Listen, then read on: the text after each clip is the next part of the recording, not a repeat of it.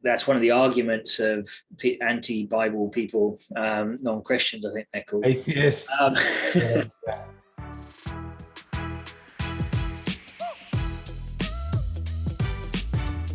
Welcome to the Bible in 1 Year podcast, brought to you by two Brits and a Bible. Today's 69, day 69 that is, and we're covering Deuteronomy 32, 33 and 34. In Deuteronomy 32, Moses teaches God's song to Israel and encourages Israel. God says to Moses to go up to Mount Nebo to view the promised land where he will die. Then in Deuteronomy 33, Moses blesses the children of Israel before his death and names each tribe of Israel, and God is Israel's refuge and strength. And in Deuteronomy 34, Moses goes up to Mount Nebo, he views the promised land and dies at 120 years old. Israel mourns for Moses whilst Joshua succeeds Moses.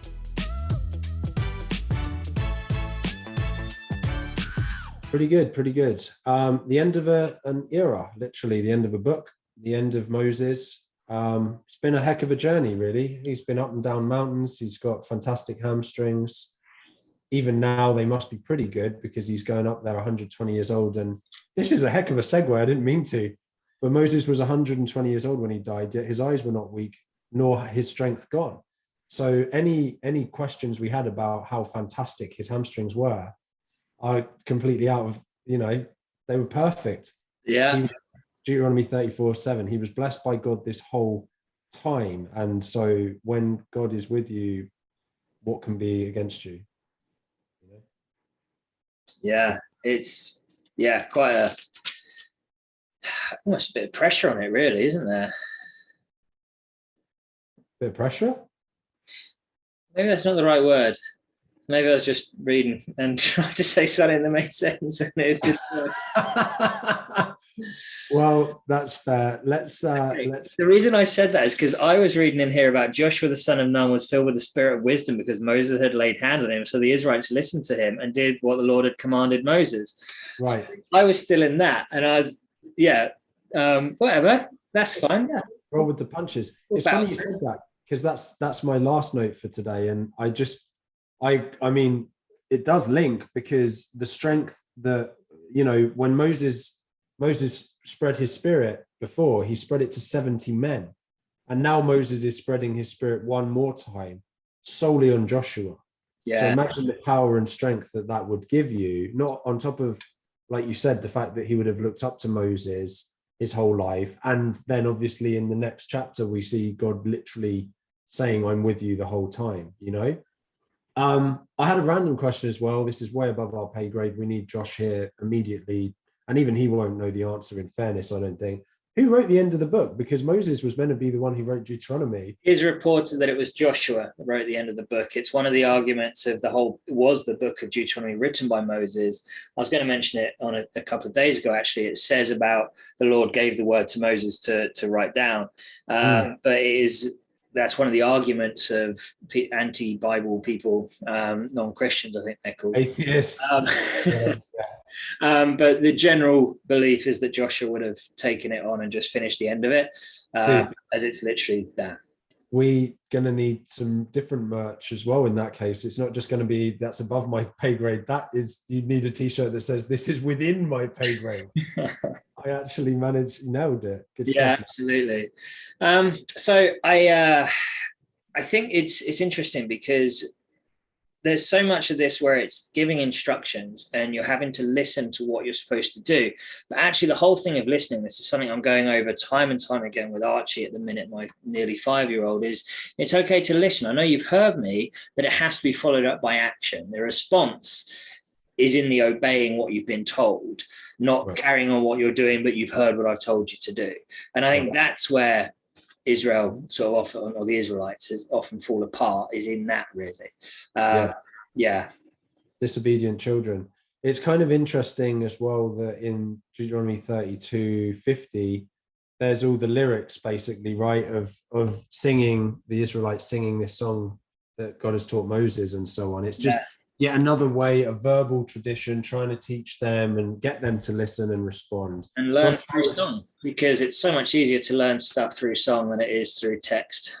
Yeah, and there are bits of all different books in the Bible. I remember I was watching a Voddie Baucham sermon fairly recently, and I can't remember which book it was, but but the way that the book was written in a way that it had this flow and this rhythm to it. It wasn't literally song, but things were written in triads, for example, because it's easier to remember things if they're attached like that.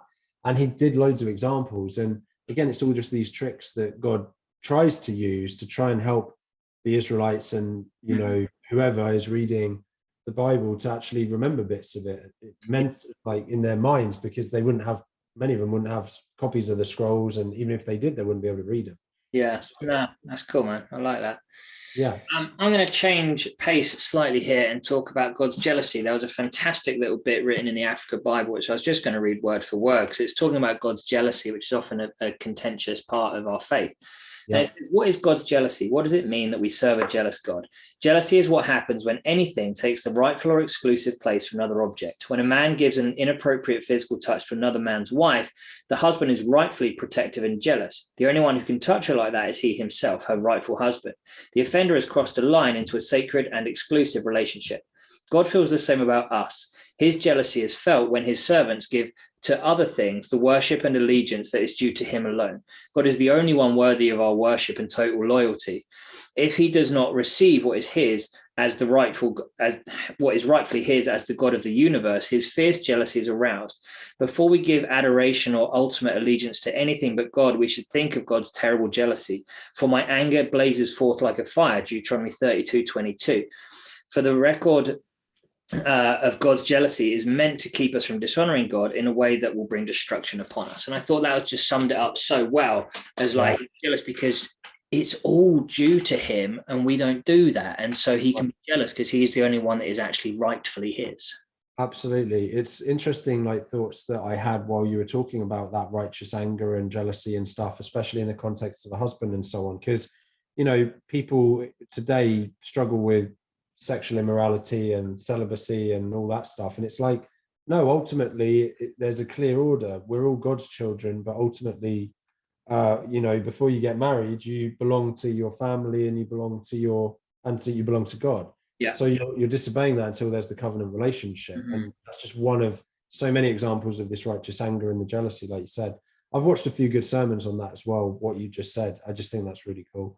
Last thing I have to say for today, Deuteronomy 33, I just thought it was interesting that the chapter is very similar in its effect.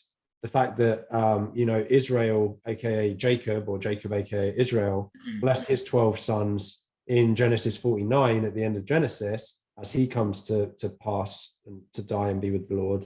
And now Moses is blessing the 12 tribes that have come from those 12 sons of Jacob.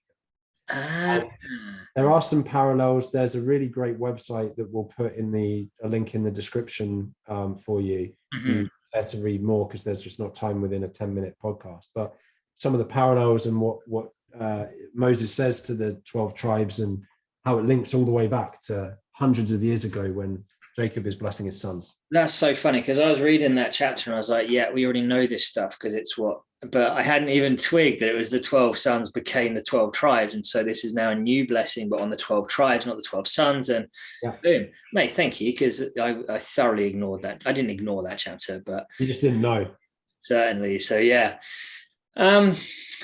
Yeah, honestly, that's pretty much all we've got, really. I mean, the only thing I was going to add at the end was like, whilst Moses didn't get to enter the promised land, to be able to see it must have been a very satisfying feeling to be like, okay, there it is. I know I've got Joshua in charge. We're good. We're going there. And then the last thing I added was like, just what a life, man. Everything being put in a basket as a baby, being raised by the Egyptians, then being like cast aside by both, to then leading Israel out of Egypt, to then leading them through the wilderness, to then bringing them to this point. Like, what a life. That dude's autobiography must have been flipping epic. Yeah, and he also murdered a guy in there somewhere as well. Exactly. Just what a dude.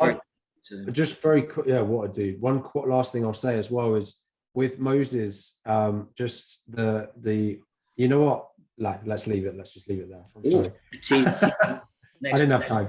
Next time. Insta at 2 Brits and a Bible. Please consider liking and subscribing to help spread the word of God.